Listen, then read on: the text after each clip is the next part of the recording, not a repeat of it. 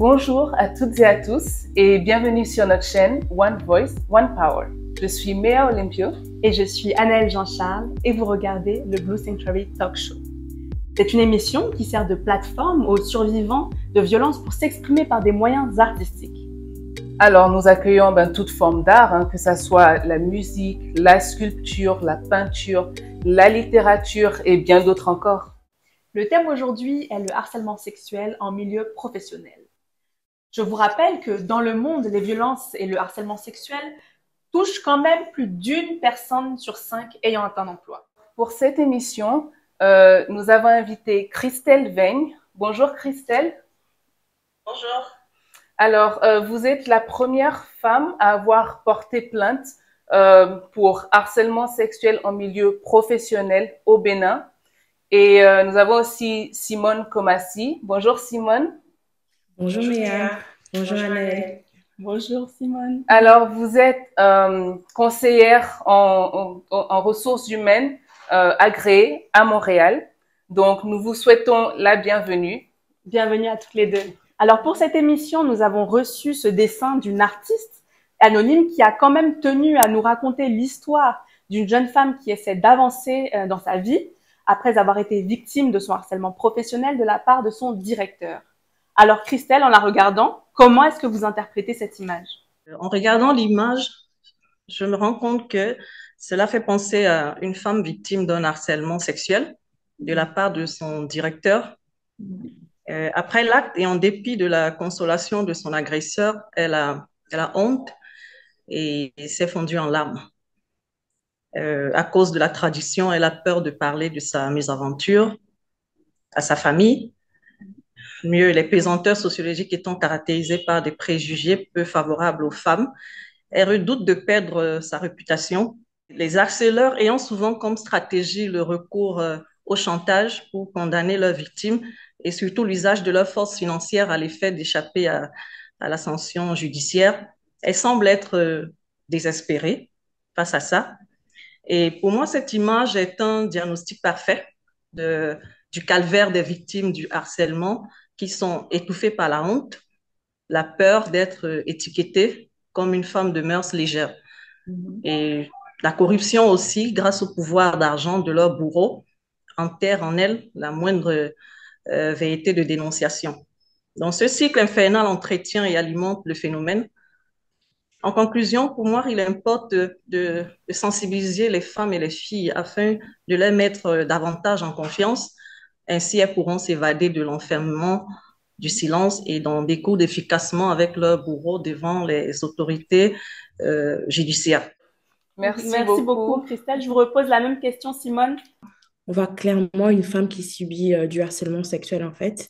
On voit que c'est une femme qui a des jambes croisées, mais on voit une main qui touche ses jambes et tout. Donc, on voit clairement que c'est du harcèlement sexuel. On voit aussi qu'elle n'arrive pas à dénoncer son harceleur, qui est, dans ce cas, le directeur donc, de la compagnie, de l'entreprise.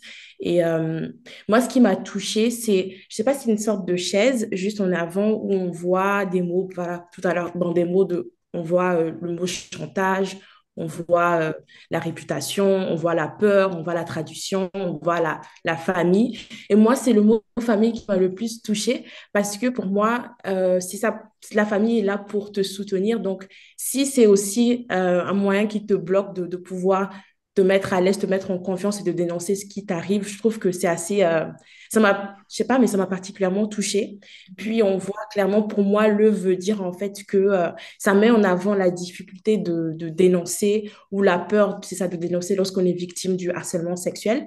Et aussi, c'est ça, la peur aussi des représailles. Pour rentrer plus dans le vif du sujet, n'oublions pas que les violences, quel que soit l'autre et quel que soit le type de violence, que ça soit physique ou émotionnelle ou même sexuelle, la conséquence n'est pas que psychologique.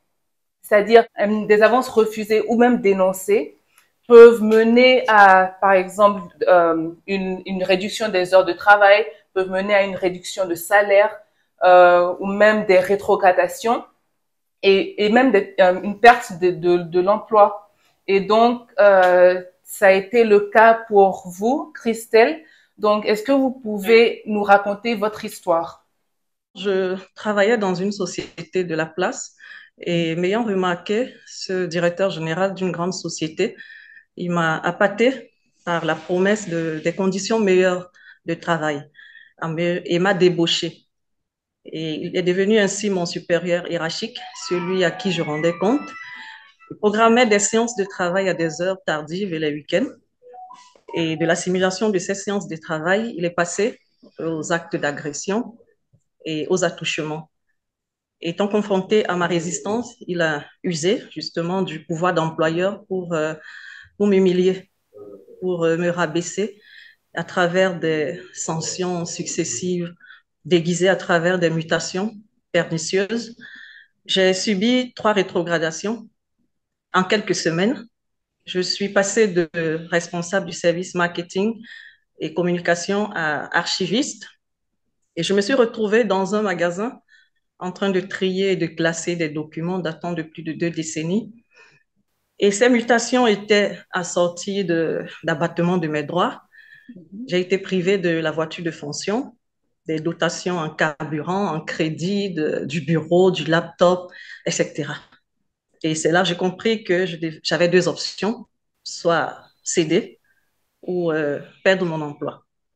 J'ai choisi partir et j'ai porté plainte contre ce directeur pour harcèlement sexuel, violence et tentative de viol. Mais avant cela, je me suis arrangée à enregistrer ces agissements et à bien documenter. En première instance, le juge ne l'a pas retenu, elle n'a pas condamné pour harcèlement sexuel, on l'a juste retenu dans les liens de violence et voies de fait. Et je n'étais pas satisfaite de ce jugement et j'ai interjeté appel. C'est en appel que la justice m'a été rendue et il a été condamné pour harcèlement sexuel. Et merci beaucoup pour le témoignage, Christelle. Est-ce que vous pouvez juste nous reconfirmer quelle était la relation avec votre agresseur? Il était mon directeur général. C'était lui mon supérieur hiérarchique, celui à qui je rendais compte. Au moment où vous en êtes plein au niveau des ressources humaines, est-ce que vous vous êtes senti écouté par les ressources humaines? J'avais constaté dans cette société que le directeur des ressources humaines était au service du directeur général. C'était en quelque sorte un exécutant. C'est ça qui a fait en sorte que je ne fasse pas allusion à l'harcèlement sexuel. Je lui ai quand même notifié par écrit et oralement de la maltraitance que je subissais. En retour, il avait promis trouver une solution pour pouvoir me rétablir au poste pour lequel j'avais été recrutée. Mais Simone, donc je m'adresse à vous. Comment agir lorsque l'agresseur est le directeur d'une entreprise? À qui se plaindre en fait et quel est le processus? Moi, je tiens juste à mentionner que tout ce que je vais dire aujourd'hui, c'est par rapport aux lois et aux procédures qui sont ici au Québec. D'après la loi sur les normes du travail, donc, elle stipule que c'est l'employeur qui doit prendre les moyens raisonnables pour prévenir le harcèlement. Donc, et qui doit intervenir lorsqu'il y a une telle conduite. Normalement, les employeurs doivent, c'est ça, comme je le disais, doivent informer les employés, donc de façon différente, peut-être par des séances d'information ou en réunissant tous les membres du personnel ou par courriel ou email plutôt. Donc, c'est ça, normalement, ils doivent être au courant de tout ça. Et normalement, ça revient au département des ressources humaines, en fait, c'est ça, de procéder en fait à l'enquête si jamais il y en a une à l'interne ou tout simplement de le faire par des consultants externes. Vous, par exemple, si vous aviez reçu la plainte d'une employée comme Christelle, par exemple, comment est-ce que vous aurez géré cette situation? Il n'y a pas aussi question de c'est le directeur ou c'est pas le directeur ou c'est une employée. Il n'y a pas ça. C'est vraiment d'écouter les 2 versions, en fait, de comprendre ce qui s'est passé et de procéder à une enquête. C'est vrai que effectivement, déjà, c'est très difficile de porter plainte, tout simplement de se lever et d'aller porter plainte. Donc, ce qu'on peut demander, c'est, en fait, on se dit, on fait face à quand même beaucoup d'humiliation. On fait face déjà à beaucoup d'humiliation. Donc, aller porter plainte. Enfin, finalement, quel type d'humiliation vous, Christelle, vous avez vécu en allant porter plainte déjà et avant de porter plainte? Avant d'avoir porté plainte, j'ai subi des attouchements divers et indignes du respect dû au corps de la femme. J'ai subi des agressions verbales et sexuelles, des sanctions successives. Après avoir porté plainte, des représailles, même jusqu'au tribunal, même des magistrats me disaient ça ne sert à rien de continuer. On n'est pas habitué à ce genre de procès ici. Et tout le monde harcèle. Même les juges que vous voyez, que vous allez rencontrer devant vous, ils harcèlent. Ils harcèlent les magistrats. Non, il y avait du chantage. Ok, Il y avait du chantage. Il y avait des collègues de la société aussi qui n'étaient pas d'accord qu'on puisse humilier leur directeur général puisqu'ils voulaient maintenir leur poste. Donc, j'avais des menaces, je recevais des menaces. Est-ce que vous avez reçu des menaces d'autres femmes, par exemple? Oui, il y a des collègues qui me disaient, mais tu n'as pas besoin de t'offrir en spectacle. Si on te harcèle, soit tu cèdes ou tu pars. Ou alors, tu as un bon poste, tu es bien rémunéré et même si tu sors avec le directeur général, rien ne se saura. C'est pas marqué sur ton front. Donc, j'ai pas vraiment reçu du soutien de la part des collègues et des personnes un peu, des connaissances. Ouais. Uniquement des proches et du mari et des enfants. C'est quand même triste de voir que aujourd'hui, se défendre, porter plainte est devenu synonyme de spectacle, parce que tout le monde se dit ben c'est juste du show, quoi. C'est pas ça n'aboutira à rien. Ces humiliations, ces critiques, quelles ont été pour vous en fait les séquelles psychologiques et physiologiques? Les séquelles sont énormes, à la limite irréversibles sur ma santé, ma famille et mon avenir. J'ai l'impression d'être qu'un échec du fait d'avoir subi des agressions plusieurs fois. J'ai même pas pu terminer les études dans la filière choisie puisque j'ai dû abandonner en deuxième année en analyse biomédicale parce que j'étais dépassée par la détermination des prédateurs qui, du reste, n'étaient que mes professeurs. Et je suis très inquiète par rapport à mon avenir puisque j'ai pas eu une carrière professionnelle. Elle n'a été qu'en dents de scie. Et malgré le procès, j'ai l'impression que cet homme m'a ruinée.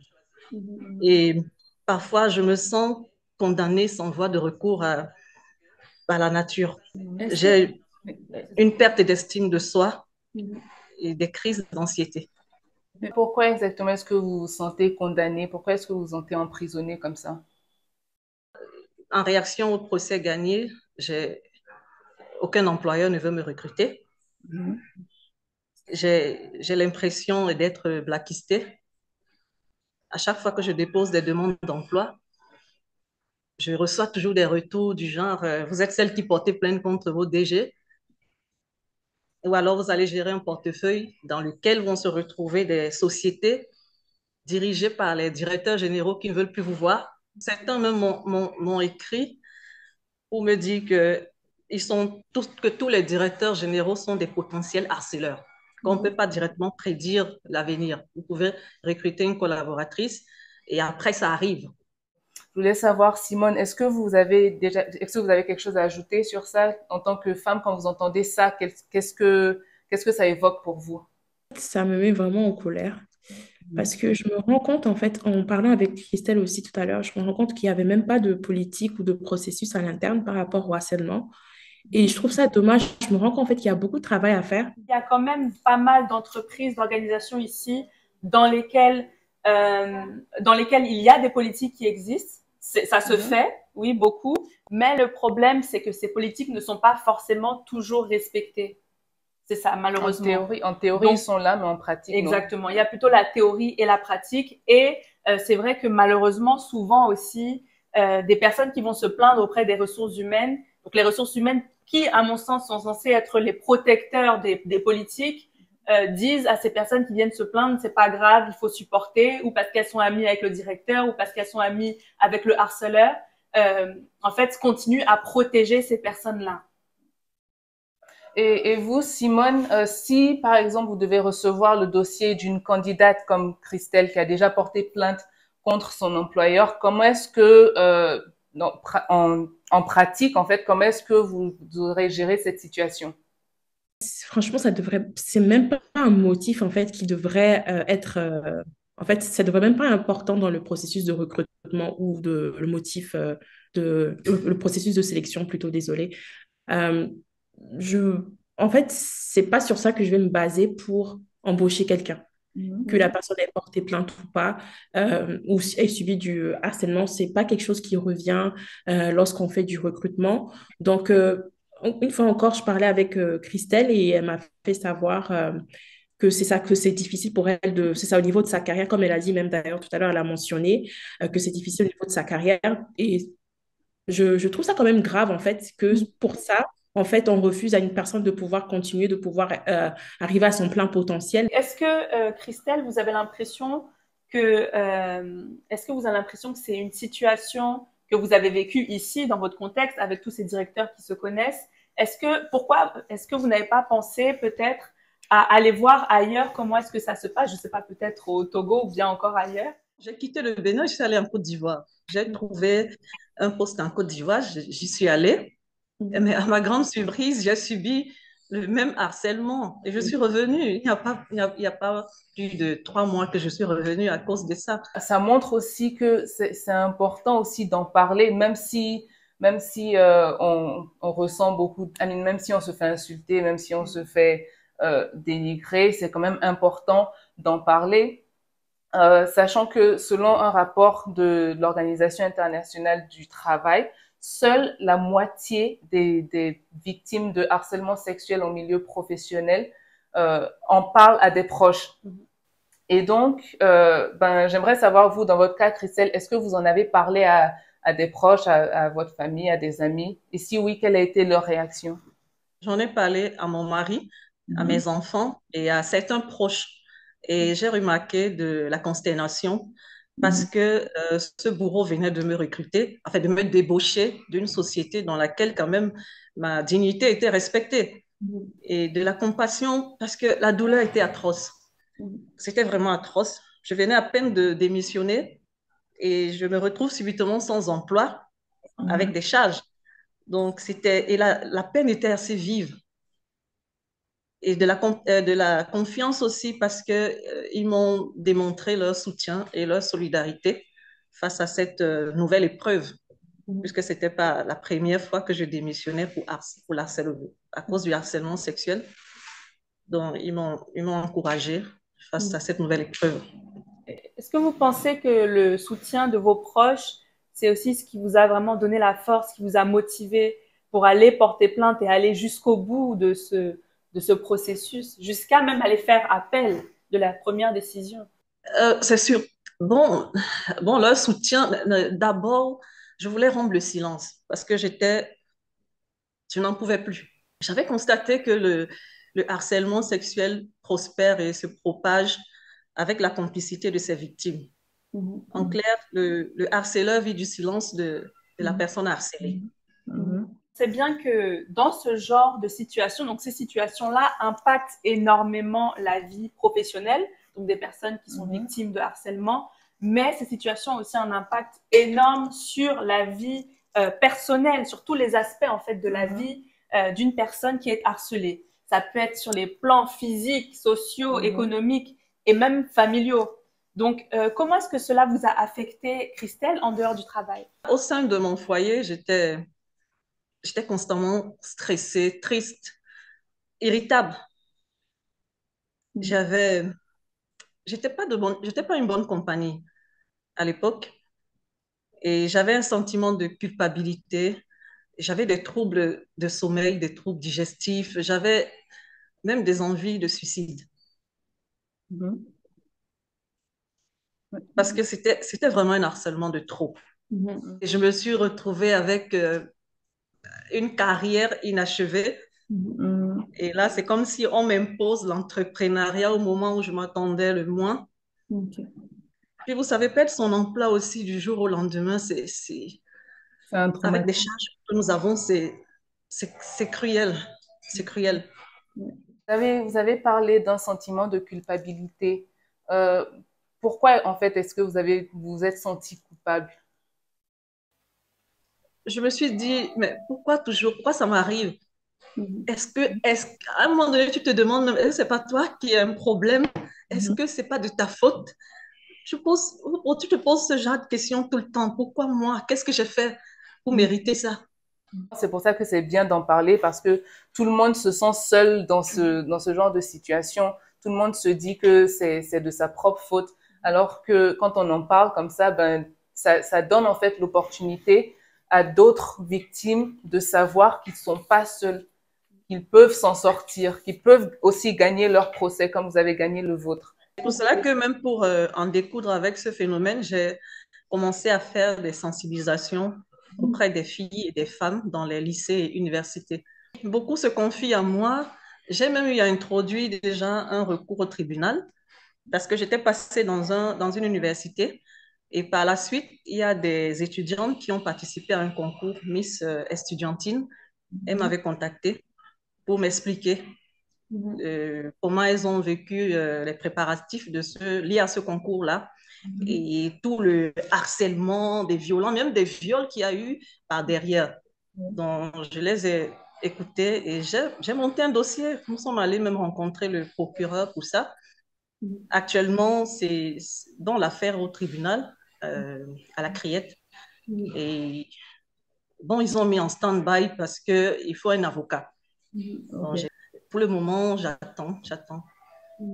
Donc, je reçois aussi je reçois beaucoup de messages des filles qui se plaignent, qui se plaignent du harcèlement, du viol aussi. Et c'est lorsque vous allez sur le terrain que vous vous rendez compte que beaucoup d'abord ne savent même pas ce que c'est que le harcèlement sexuel. Elles ne savent pas et elles ne savent même pas ce qu'il faut faire quand on subit le harcèlement sexuel, comment il faut préparer cela.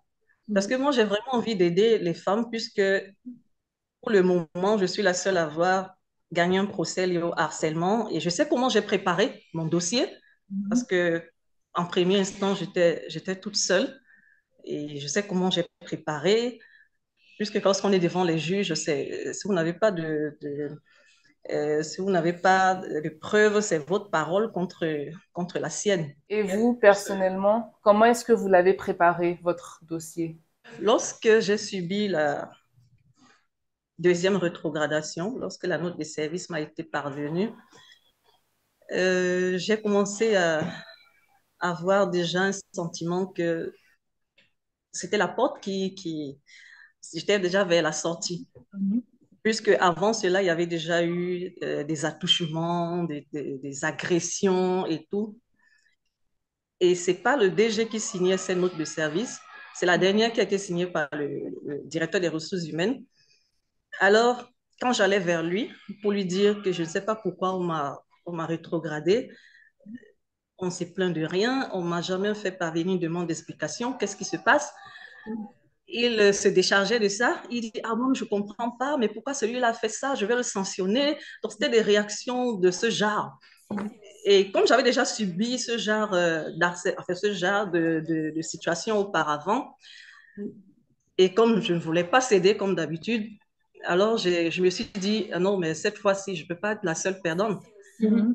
C'est lors de la deuxième rétrogradation que j'ai commencé à préparer. Je me suis dit, bon, là, ça passe ou ça casse. Donc, ce qui fait qu'à chaque rétrogradation, il était toujours question sur la note de service que je lui fasse le compte rendu par écrit et oral. C'était surtout les samedis qui demandaient que je vienne lui faire J'envoyais le compte rendu la veille et les samedis à 13h. Pourtant, on finissait officiellement à midi. Il exigeait que je vienne dans son bureau pour lui faire le point oral de ce que j'ai envoyé. Et c'est là où il y avait ces agressions, on se battait tout le temps. Donc, quand j'ai pris conscience que je vais le poursuivre en justice, ça, je ne peux pas laisser cette fois. Alors, j'ai décidé de l'enregistrer. Donc, à chaque fois que j'allais dans son bureau, je l'enregistrais. Je lançais. Et les notes de service, j'ai commencé à les documenter. J'imprimais, tout ce qui passait dans les mails qui n'étaient pas corrects. Et Simone, j'aimerais juste revenir sur un petit aspect, sur l'aspect des sensibilisations. Donc, parce que Christelle nous disait qu'elle avait commencé à faire des sensibilisations depuis 1 an.